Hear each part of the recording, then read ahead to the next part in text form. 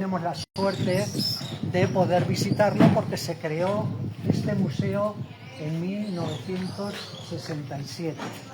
Era la antigua casona de un hidalgo, el doctor Zarco de Morales, que en las relaciones topográficas de Felipe II, en 1575, era el único hidalgo, fue de los redactores de ese famoso informe, de esa encuesta que nos proporciona una radiografía muy dedos en el suelo y se conservó al menos bastante mejor el de la derecha. Si os fijáis, es fundamental que en el centro del escudo aparece esa barra diagonal que simbolizaba que él era doctor por el Colegio de los Españoles de la Universidad de Bolonia en Italia, era doctor en leyes, era hidalgo de toga, que se dice. Y entonces él quiso ponerlo en el centro de su escudo. Arriba a la izquierda, no sé muy bien, hay un águila que simboliza su apellido Martínez. Arriba a la derecha estaría un moral con el símbolo del apellido Morales. Y muy importante, abajo a la izquierda podéis ver las 7 estrellas, las 7 cabrillas y la luna creciente de los Villaseñor, porque este doctor Zarco estaba emparentado con la familia Villaseñor de Miguel Esteban. Y ahí tenemos la famosa alusión de Cervantes en el capítulo de Clavileño, el vuelo de Clavileño por las Pléyades, las 7 cabrillas de la luna. O sea, ¿cómo lo tiene perfectamente? Y además que en el Persiles también aparece Antonio de Villaseñor, bueno, tiene muchas conexiones con la literatura, con Cervantes, este apellido de los Villaseñor. Bueno, pues este señor ejerció como regidor en Utiel, Requena, y luego se instaló en el Toboso y era abogado, y aparte era un hacendado y era jefe de un clan de los más importantes, la familia Martínez Zarco de Morales, y que por cierto van a disputar ese predominio en el Toboso contra los Ortices, que es otro clan muy importante, otra familia muy importante. Todas estas familias proceden de Castilla, o bien de Espinosa de los Monteros o de Soria. Los Ortices se instalaron en Puebla del Moradiel y el Toboso, y estos, Martínez Zarco de Morales, se instalaron aquí en el Toboso. Se va a fundar un mayorazgo, el doctor Zarco, cuando muere en 1900, funda un mayorazgo que se va a mantener en su nieto, llamado Flaminio, y en su bisnieta, llamada Catalina de Morales, y que finalmente, por falta de descendencia, se acaba ese mayorazgo y se transforma en una capellanía. Una capellanía que va a durar con parientes colaterales de esta familia, hasta que el último propietario se llamaba Antonio Guillén, y el Estado, bueno, antes hay que mencionar que llega esa peregrinación de cervantistas coincidiendo con el 3er aniversario de la publicación de la primera parte del Quijote en 1905, llega Zorín y hace la famosa ruta de Don Quijote, y se queja del estado de abandono en el que está esta casona que siempre se habría dicho que era la casa de Dulcinea, según esta leyenda que hemos visto. Entonces hay como un clamor que se va manteniendo en el tiempo hasta que el Estado en 1948 compró esta casa a sus últimos propietarios, a ese Antonio Guillén, y al cabo de 20 años de restauración se abre como Museo de Dulcinea. Y lo que se hizo fue recrear cómo sería la casa de un hidalgo manchego, con sus distintas dependencias, con su bodega, almazara, palomar, un gran patio, y luego las dependencias un poco para el caballero, para las damas. Y bueno, vamos a ver ahora, cuando entremos al museo, que hay un problema importante, y es que no se ha restaurado convenientemente, o ha estado muy descuidado en los últimos 20 años. Desde la última restauración que se hizo en el 2005 no se ha vuelto a invertir por parte del Estado, que es el propietario de este submuseo estatal, y lo gestiona la Junta de Comunidades, en concreto la Consejería de Cultura. Sobre todo porque, claro, estuvo el rey. Bueno, Burgos está parte de Sí, en su momento. Todo había que adecuar un poco, pero luego ya todo se olvida. Efectivamente. Entonces vais a ver que hay muchísimas humedades, que hay dependencias cerradas, y por eso hemos creado una asociación de amigos de este museo, un grupo de amigos, y en un tiempo récord de 2 meses hemos conseguido ser ya más de 320 asociados en esta asociación. Estamos intentando llamar la atención sobre la necesidad de restaurar este museo. Hemos solicitado una reunión con la viceconsejera, que sería la responsable más directa de esta restauración. Estamos esperando a ver si nos recibe después de posponerlo 2 veces. Bueno, ya veremos. Pero nosotros vamos a seguir dando la batalla. Bueno, vamos a pasarlo.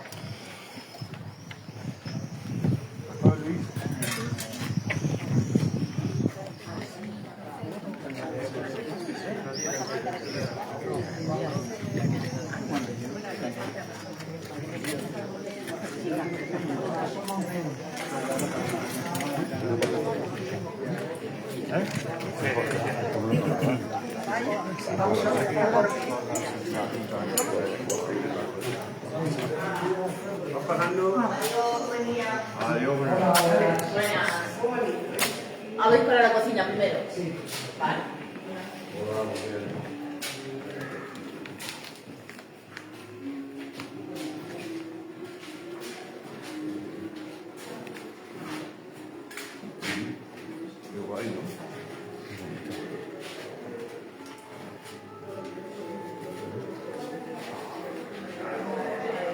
Como veis, en este caso, en la última restauración que se hizo en 2005, los técnicos del Ministerio de Cultura pues tuvieron mucho cuidado en elegir el tipo de mobiliario, de objetos,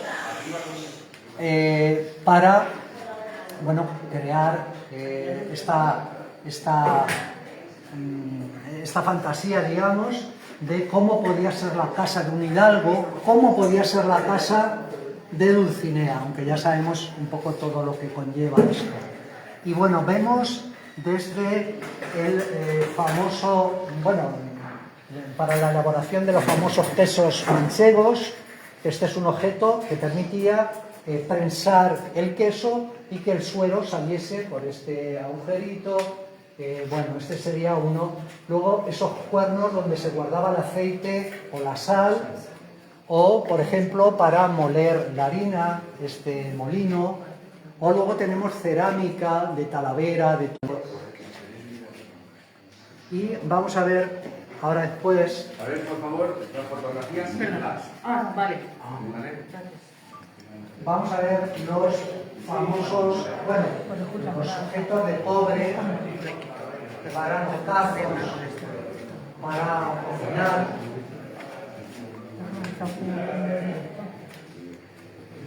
Y vamos a pasar ahora.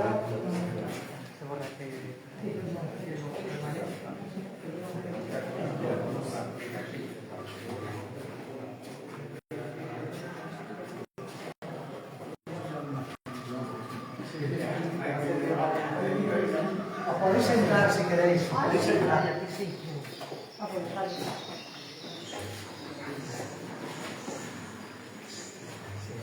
Y estamos en la bodega con las famosas tinajas del Toboso. ¿Recordáis ese pasaje del caballero, de cuando está visitando la casa del caballero del Verde Gabán, y cuando al ver unas tinajas, Don Quijote exclama: «Oh, todos estas tinajas!», y porque dice que le han traído a la memoria a Dulcinea. Es curioso, puede ser hasta un poco irónico también eso. En cualquier caso, son piezas originales de las que se hacían en el Toboso desde el siglo XV hasta el siglo XIX. Vemos las postales de trigo, que ya sabéis, que tiene también una gran resonancia del Quijote, porque continuamente se está hablando de que si estaba echando trigo Dulcinea o no. Y es fundamental porque si era una gran señora no podía estar echando trigo. Y podemos ver unos minutos de la recreación de esos capítulos de los que hemos hablado en Quijote, con ilustraciones que se han hecho a lo largo de la historia de estos capítulos del Quijote. Vamos a escuchar algunos fragmentos para recordar.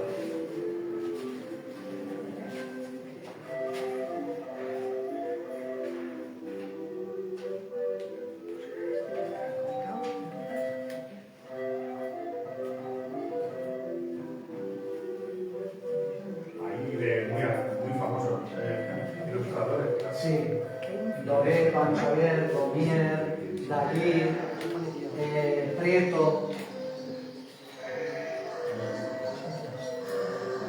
Que caigo, Sancho, de las dos, y es que me equivocaste mal su hermosura. Porque si mal no recuerdo, dijiste que tenía los ojos de perla, y los ojos que parecen perlas son antes de Vesubio y de Nemao. Y a lo que creo, los de Dulcinea deben ser verdes esmeraldas, rasgados, con dos celestiales arcos que les sirven de cejas. Y esas perlas, quítalas de los ojos, pásalas a los dientes.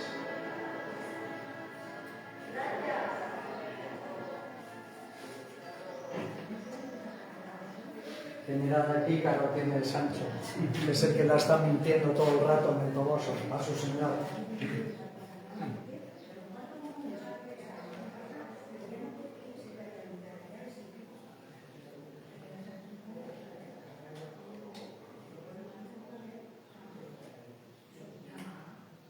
Pero claro, nos está engañando Cervantes, porque nos está diciendo de la que en un tiempo anduvo enamorado.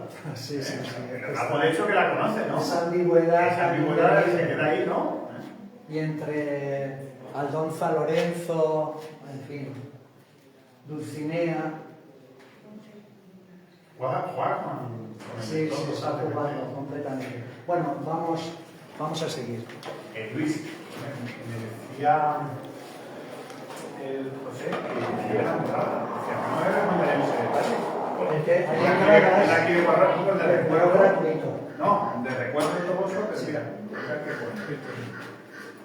Museo de Castilla-La Mancha, ¿no? Es el red del Museo de Sí, Castilla-La sí, Mancha. pero ya personalizado, ¿no? Que trabajan en todo eso. Sí, sí. Será una faena, ¿no? Para que se recuerde la cosa. No ponen nada de todo eso. No ponen el famoso. Se ve que es genérico la entrada. Es genérico para todos los museos de Castilla-La Mancha. Y que sobre todo el recuerdo que sería con detalle. Sí, sí. Estaría bien. Ahora ese grupo que había de Burgos, ¿no? Ahí cuando la entrada de Para la conservar. Sí, sí. Estaría bien, mira, es una buena idea. Museo de Cereza.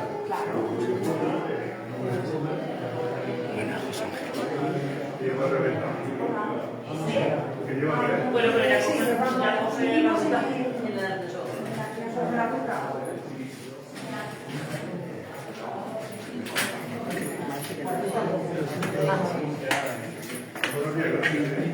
Hay que estás en la playa. Te la llevo yo. Estamos aquí. Porque va arriba. Voy a ponerla allí.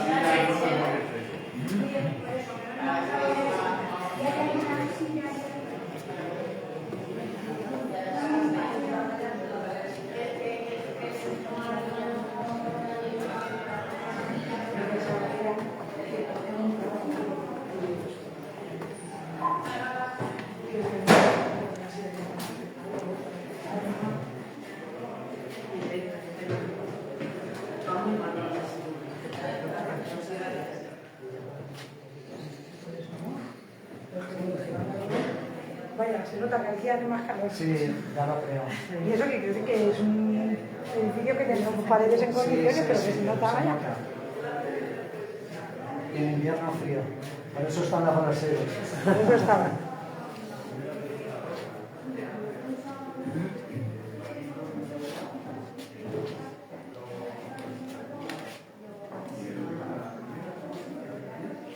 Bien, pues entraríamos en la parte más íntima de la familia de este hidalgo, del doctor Zarco. Esta sala primera sería una especie de recibidor donde, bueno, cuando tuviera alguna visita, pues será como una sala de espera previa, ¿no? Con el trasero, que era fundamental en el invierno. Los que no sois de aquí de La Mancha quizás no sabéis el frío que hace aquí. Vamos a ver bastantes piezas relacionadas con el frío y cómo combatirlo en todas las estancias. Y nos vamos a fijar en 4 cuadros muy interesantes que, si os giráis, son aquellos que están en la parte superior, que no están hechos en el soporte habitual del lienzo, sino que tampoco es tabla, tampoco es madera, sino que está hecha sobre bronce. Si fijáis, en el de la derecha se nota, en este de aquí, precisamente en la parte del ángulo izquierdo, esa ondulación de que es una plancha de cobre. Bueno, el primer cuadro, el que hay arriba de la puerta, son cuadros de estilo barroco, del siglo final del XVI, ya del XVII sobre todo. Presenta una escena del rey David que está siendo, digamos, interceptado por Abigail, que era la esposa de un jefe de una ciudad que iba a atacar el rey David. Y ella le lleva presentes e intenta implorarle para que no destruya la ciudad. Algo que nos trae a la memoria situaciones actuales muy parecidas, ¿verdad? Porque parece ser que es una constante, ¿no?, en la historia, esto de arrasar ciudades, hasta seguramente esta mañana, ¿no? Bien, el siguiente cuadro sería del estilo de Rubens, de la escuela de Rubens, y es un descendimiento muy parecido a los que tiene Rubens en Bruselas, en Amberes.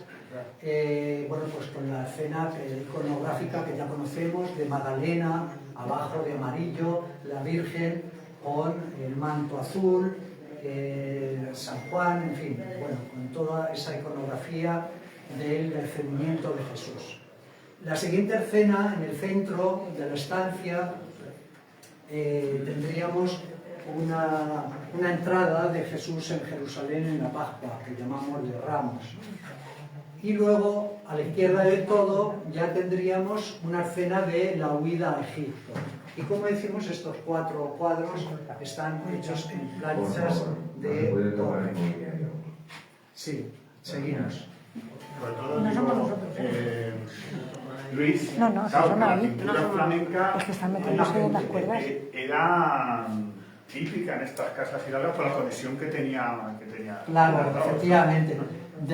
Pero ya desde los reyes católicos, incluso también por conexiones, antes de haber conexiones políticas, las había comerciales, porque se exportaba mucho la lana de Castilla a Flandes, pero se traían los tejidos de aquí, y ya de hecho hay muchísima pintura flamenca desde el siglo XV, pero en el siglo XVI ya con la conexión política, al estar unida la corona española a Flandes, pues la conexión era total. Y con Rubens, pues bueno, de hecho estuvo, por ejemplo, en la corte de Felipe IV y dejó pinturas hechas, bueno, que ha habido mucha relación con la pintura flamenca en España en esa época.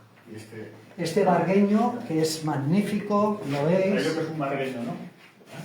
que es escritorio al mismo tiempo, con todos estos cajones para guardar documentos. Un hidalgo que se preciara tenía que tener un buen vargueño. Claro, para guardar luego todas las escrituras. Además, si seguimos con la ficción, el archivo, porque además él era abogado, el doctor Zarco, y era muy importante guardar copias de todos los protocolos notariales que le hacían para casi todo, cualquier acuerdo al que llegaban, y por eso nos ha permitido en el archivo provincial de Toledo tener una fuente de documentación histórica magnífica de esos protocolos notariales que se hacían. Francisco de Acuña era aquí el procurador en el Toboso, ¿no? Lo sabéis, ¿no? Estaba casado con María Alonso del Toboso. ¿Vale? Era uno de los procuradores del Toboso. Y otro dato es que su cuñado se llamaba del Toboso Pedro Alonso. Otro nombre más Curioso. para la lista. En la siguiente sala que es un poco sala multiusos, digamos, pues bueno, se han puesto distintos muebles, distintos objetos, y vemos un relicario, me falta la reliquia, y este sería un pequeño retablo con escenas de santos vinculados a Santo Domingo y a la orden de los dominicos. Muy importante la conexión que tienen con ella, los Villaseñor. De hecho, van a viajar con estos dominicos a América. O sea, van a extender todo el culto, sobre todo a la Virgen del Rosario. De nuevo, otro escritorio, arcones. Y ese es bien interesante. Y aquí, bueno, pues también era necesario tener estos dispositivos para poder hacer sus necesidades. Pasaríamos ahora a la sala del Hidalgo. Claro, porque ellos tenían dos tipos de la tienda del verano e invierno, claro, estaban en verano. Y se refugiaban en invierno, sobre todo, claro. Pasaríamos a la estancia del Hidalgo, en este caso del doctor Zarco, y bueno, pues tendríamos una daga sobre la mesa, tendríamos distintos libros y algún documento, el brasero típico no podía faltar en las estancias para el invierno, y luego un objeto que no sé si muchos conocen. Los que somos de aquí de Miguel Esteban lo conocen, pero quizá los de fuera no. El yerbasi es muy... Este objeto, el tumbillo.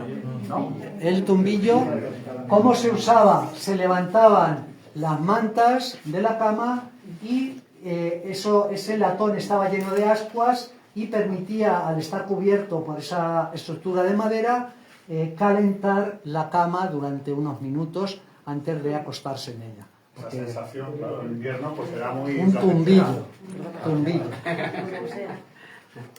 Este arcón, caja de caudales, podríamos decir, que por cierto, hay la anécdota de que cuando se formó este museo, en los años 60, estaba cerrado y no había forma de abrirlo.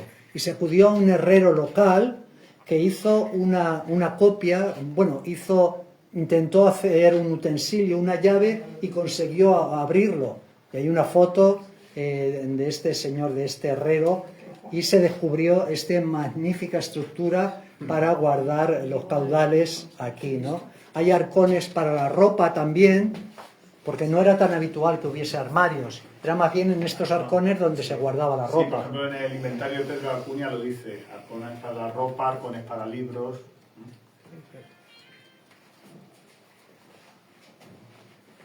Sobre todo, Luis, está documentado también que el doctor Zarco desafió también al poder real, ¿no? Cuando derriba el rollo de justicia. Derriba el rollo de justicia del Toboso.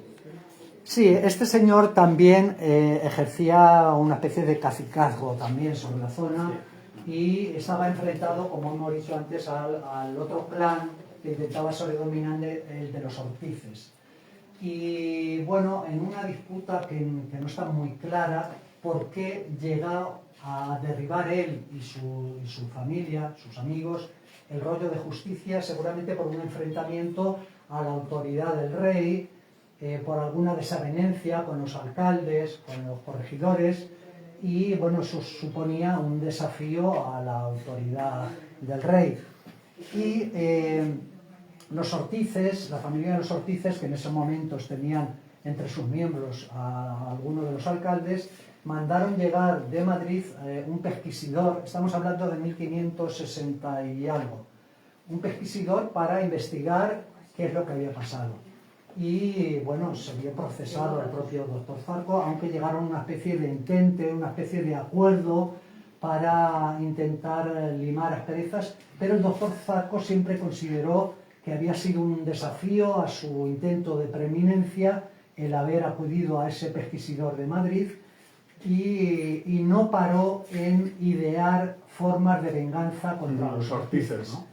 Hasta que organizó un complot con sus seguidores y amigos y aunque él aprovechó muy bien un día de San Sebastián para irse a Madrid y no estar en el momento de un asalto a un sobrino de estos Órtices, y lo asesinaron a las afueras del pueblo junto a la iglesia, junto a la ermita de los Remedios. Lo asesinaron a espadazos y se refugiaron. Ya sabéis que era una forma de intentar sortear la acción de la justicia civil, refugiarse en sagrado, que se llamaba, y bueno, costó bastante que luego el gobernador de Quintanar de la Orden accediese a ellos y fuesen juzgados y castigados, pero el doctor Zarco salió indemne de todo esto. Uno de los Ortices era el Agustín Hernández Ortiz, ¿no? ¿Verdad? El que Sí. ataca al molino, ¿vale? Famoso, era uno de los Ortices también. Efectivamente, era de esa familia. Y pasamos ya a la parte más íntima, más recóndita, que sería la de la dama de esta casa, la esposa en un principio del doctor Zarco, pero con esta afición que nos traemos entre manos, pues esta sería el habitáculo de Dulcinea, de Ana Zarco, esta supuesta hermana del doctor Zarco en la que se inspiraría Cervantes para crear el personaje de Dulcinea. Bueno, en cualquier caso, se ha recreado la estancia de la señora de un hidalgo sobre un estrado con tapices en las paredes para guardar el calor en invierno. Bueno, pues de nuevo un brasero, un brasero para calentar la cama, otro aquí. Hay una pieza magnífica que es ese pequeño escritorio con piezas de marfil, una rueca. Un poco se ha recreado aquí cuáles eran las funciones de la mujer de un hidalgo. Veis que curiosamente hay esparcidos pliegos de un libro. No era tan habitual que las mujeres, incluso las mujeres de los hidalgos, supieran leer y escribir. Pero en este caso se ha pretendido que fuese letrada esta señora de la casa, y junto con el encaje de bolillos, bueno, pues está este libro. Hace poco han estado unas investigadoras que van a hacer un curso de verano de la Universidad de Castilla-La Mancha, y estaban un poco estudiando cuál era la representación didáctica que se hacía de la mujer en este museo. Y bueno, pues efectivamente remarcaban esa idea no tan habitual de que aquí se hace la representación de la mujer con libros, lo cual no era tan habitual. Luego tenemos aquí, ahora me aparto yo y pueden pasar, El encaje de bolillos, ¿no? Que había venido, ¿verdad?, del norte. de Flandes también. Sí, ¿no? Y con los Fugger, ¿no? Sí, los recaudadores estos banqueros. Y luego tenemos un relicario magnífico del siglo XVI, y en el centro tiene estampado una figura de cera, y hay distintos huesos de diferentes santos. Eso es una pieza bastante excepcional. Todas son piezas originales, como decimos, de los siglos XVI y XVII, y pertenecen al Ministerio de Cultura. Se pueden acercar. Luis, permíteme que estamos aquí en el dormitorio de Dulcinea, que el otro día nos mandó don José María Gómez, el prior de la Orden de Isabel la Católica, un poema que voy a leer, que lo ha compuesto él especialmente para Dulcinea. Muy bien. Dice: espejo del amor y la hermosura, señora del Toboso y de mis sueños, principio y fin de todos mis empeños, razón y sin razón de mi locura, ni el hechizo grosero de Morgana, ni Merlín y su falso encantamiento han borrado el honesto fundamento de la excelencia impar que te engalana. No engaña tu disfraz de labradora a esto es tu consagrado caballero, pues la belleza de tu ser primero Oriana oscureció e Altisidora. En mi historia has quedado, Dulcinea, símbolo, norte, guía, llama, idea. Muy bien. Don José María Gómez. Muy bien. Estuvo de pregonero, Luis, nos dijo en el Toboso ¿sí? hace unos años en la fiesta. Es amigo de Luis Gómez Fuentes, el corresponsal, Sí. el gran corresponsal en el Vaticano. ¿Se le acuerda de Sí, Luis? Ángel Gómez. Ángel Gómez.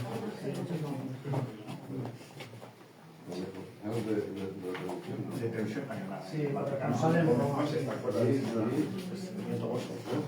Claro. Se me ha olvidado decir estas dos espadas toledanas y tiene la marca 1622. Son espadas de ropero que se llaman.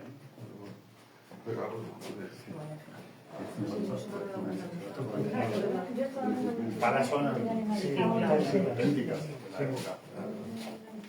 Que esa es la espada de la época, claro, y lo que choca de Francisco de Acuña en ese ataque es que saque un montante. Una espada así de ancha de la reconquista de sus bisabuelos. Antepasados. Antepasados, entonces claro. Entonces eso sí que le daba miedo, ¿no? Sí, sí, sí. Aquí con una espada de ese tipo.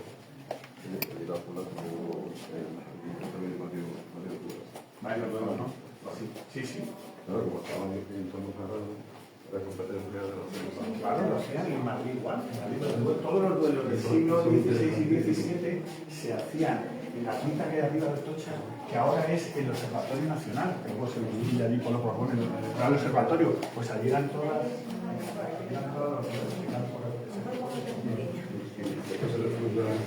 Claro, que está al lado. Bueno, aquí Luis, ¿verdad? Es muy curioso cuando se refiere al sagrado, que ya dice el sacristán que no puede ser de la gente que hay ya durmiendo bajo la torre. Pero claro, fíjate los vuelos que había habido. No, y también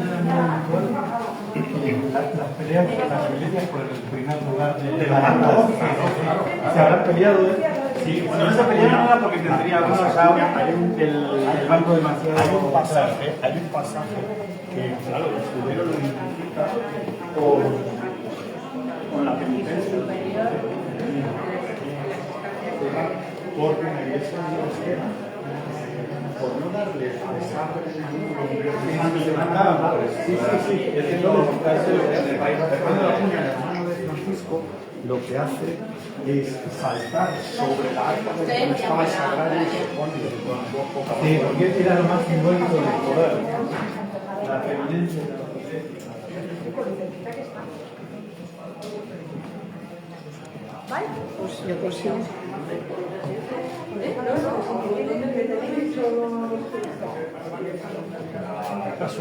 Pero de eso es para tirar de la liga por abajo. No de la liga, peso de la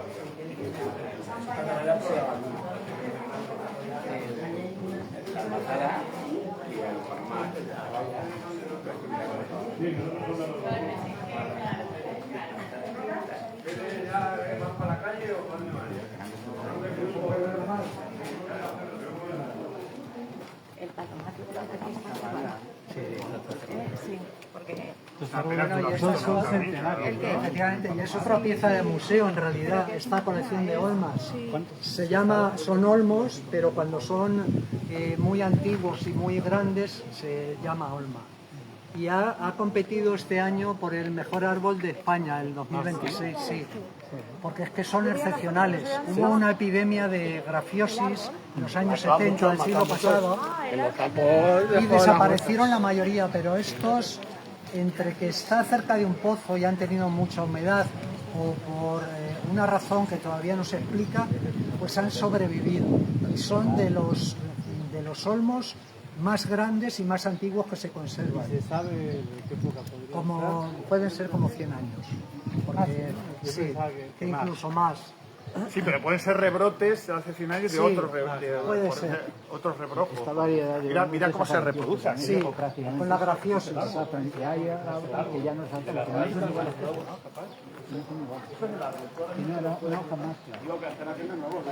Sí, todo esto están echando estos brotes. Son brotes, claro, pero eso se va reproduciendo. Que han estado del Jardín Botánico de Castilla-La Mancha en Albacete, han estado inspeccionando cómo está la olma, este grupo de olmas, y han visto que tienen que quitar esto que hay aquí, que es para que no salga hierba, todo esto lo tienen que quitar, porque no deja respirar, no deja respirar al árbol.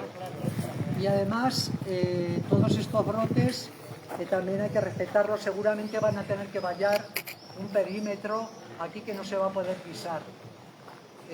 Bueno, en fin.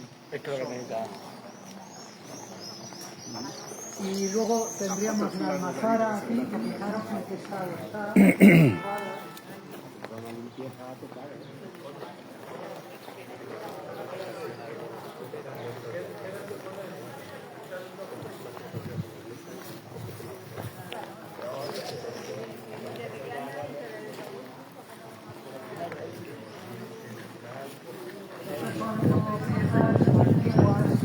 El carro, la galera, el garabato. Y aquí hay otra pieza muy interesante, como es una prensa para el aceite y para el vino.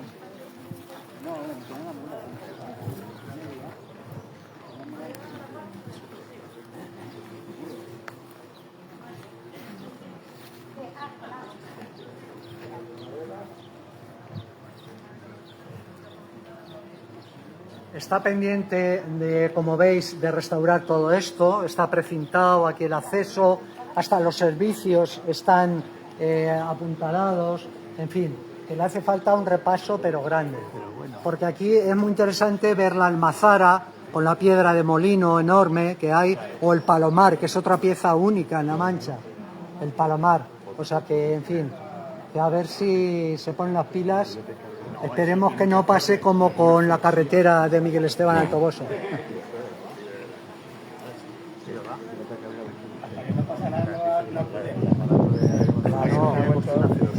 Claro, pero aparte que está vertiendo el agua en el tejado ya ha provocado daños. Eso es la primera obra que van a hacer, lo de reparar ese tejado. O sea, que es una barbaridad.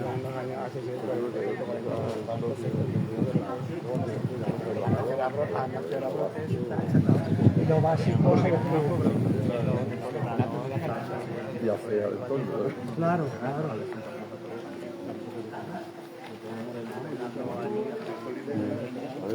La vida yo montaba aquí.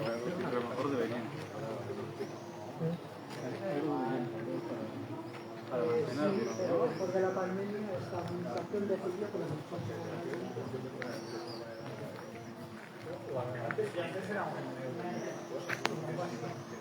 tienen problemas de financiación para reparar.